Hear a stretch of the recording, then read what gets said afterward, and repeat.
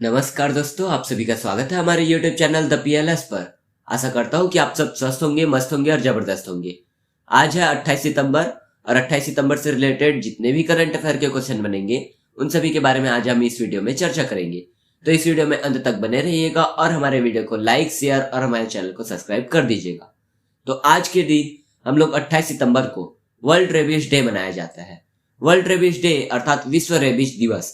यह दिवस प्रतिवर्ष रेबीज से प्रतिरक्षा और इस भयावह बीमारी से जो जागरूकता होती है उसे बढ़ाने के उद्देश्य से मनाया जाता है।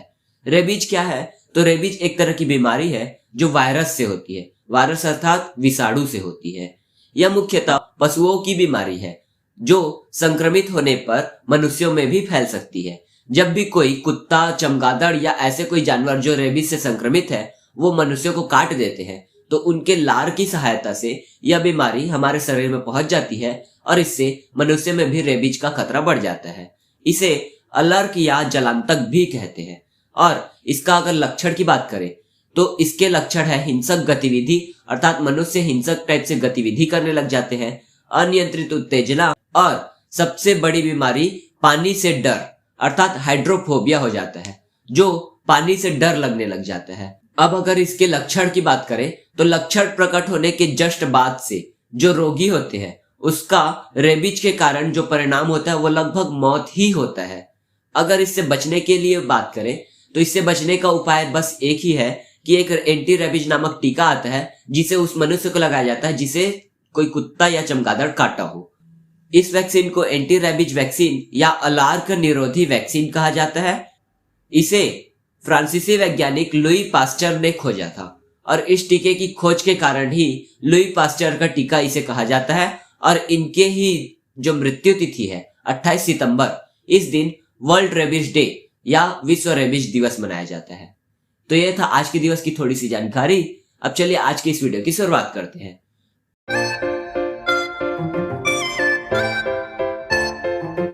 आज के 5 क्वेश्चन विद शुभम सीरीज के 5 क्वेश्चन को शुरू करने से पहले मैं आपको पिछले वीडियो में पूछे गए क्वेश्चन का आंसर बता देता हूँ।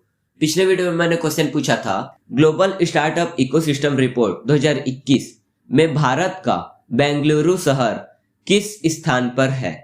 तो इसका आंसर हो जाएगा ऑप्शन बी 26वां।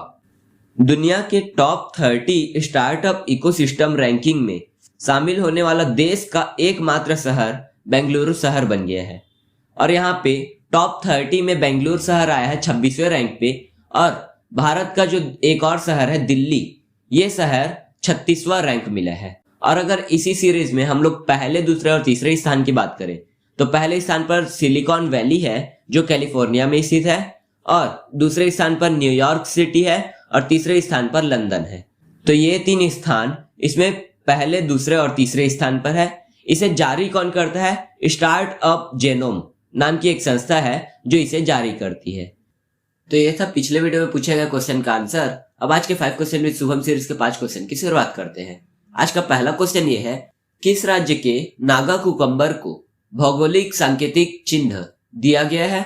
अर्थात किस राज्य के नागा कुकम्बर को जीआई टैग मिला है, ऐसा पूछा जा रहा है। तो इसका आंसर हो जाएगा नागालैंड। नागालैंड के नागा कुकम्बर को भौगोलिक सांकेतिक चिन्ह दिया गया है। यहाँ पे आप इमेज में देख रहे हैं, ये है नागा कुकम्बर और इसी को ही जीआई टैग दिया गया है। ये क्या होता है? कम कैलोरी और उच्च पोटेशियम और जल वाला एक फल है और इसी फल को ही उत्पादों के भौगोलिक सांकेतिक पंजीकरण एवं संरक्षण अधिनियम 1999 के तहत जीआई टैग मिला है। अब यहाँ पे जीआई टैग की बात कर रहे हैं तो जीआई का फुल फॉर्म होता है जियोग्राफिकल इंडिकेशन। तो GI tag, geographical indication tag की शुरुआत 1999 में ही की गई थी, जो 2003 से लागू हुआ था। और 2004 में पहला उत्पाद क्या था? तो दार्जिलिंग की चाय। दार्जिलिंग की चाय को पहला जीआई टैग दिया गया था।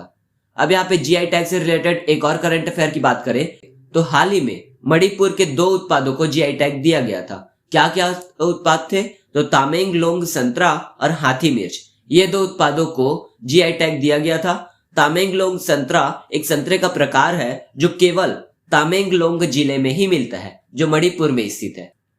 और हाथी मिर्च क्या है? तो हाथी मिर्च एक मिर्च का प्रकार है जो केवल सिरारा खोंग नामक गांव में ही मिलता है, इसलिए इसे सिरारा खोंग मिर्ची भी कहा जाता है। और इसके साथ ही एक सोजत मेहंदी नामक एक मेहंदी है जो राजस्थान से रिलेट करती है, और राजस्थान की सोजत मेहंदी को जीआई टैग हाल ही में प्रदान किया गया था।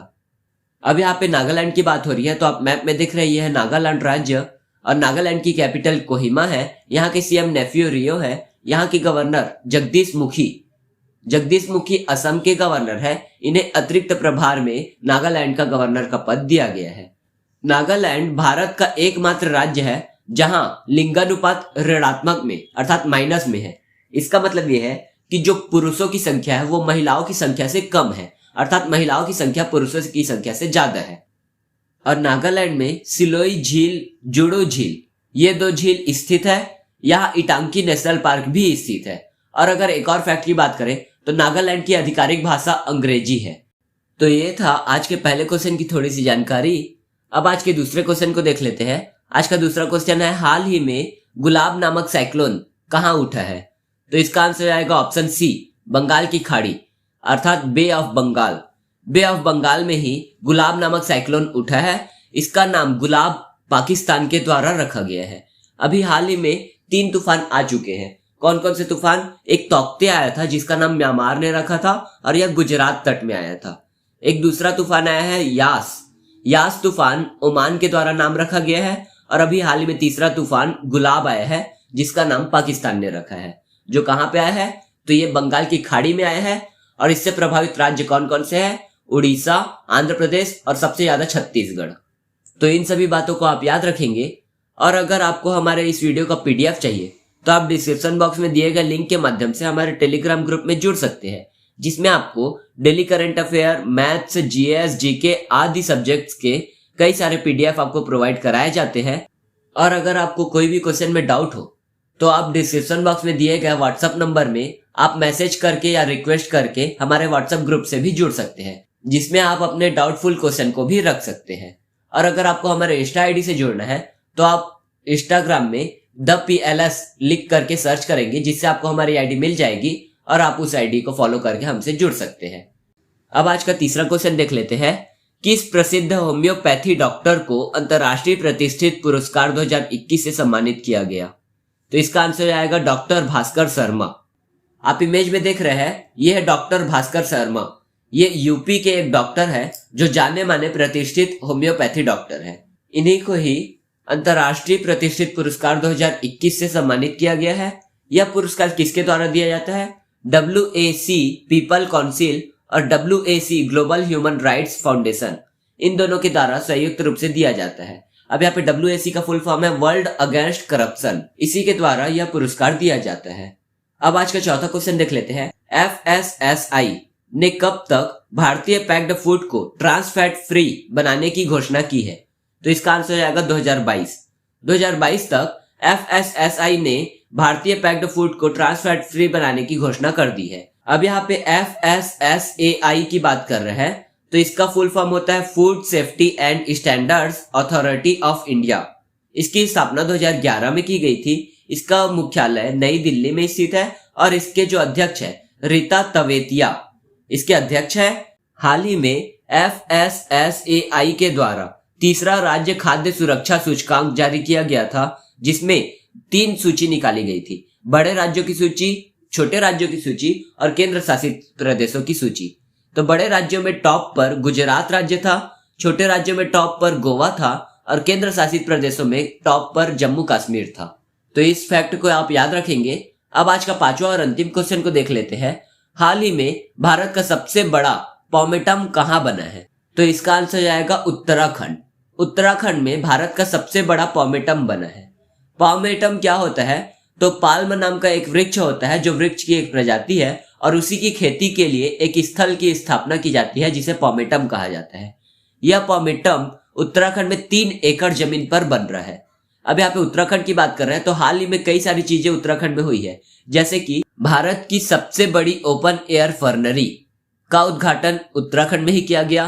भारत का पहला वन चिकित्सा केंद्र भी उत्तराखंड में ही खोला गया। भारत का पहला लाइकेन पार्क उत्तराखंड में ही खोला गया। भारत का पहला जैव विविधता उद्यान भारत वाटिका का उद्घाटन उत्तराखंड में ही किया गया है। तो ये सारी चीजों को आप याद रखेंगे।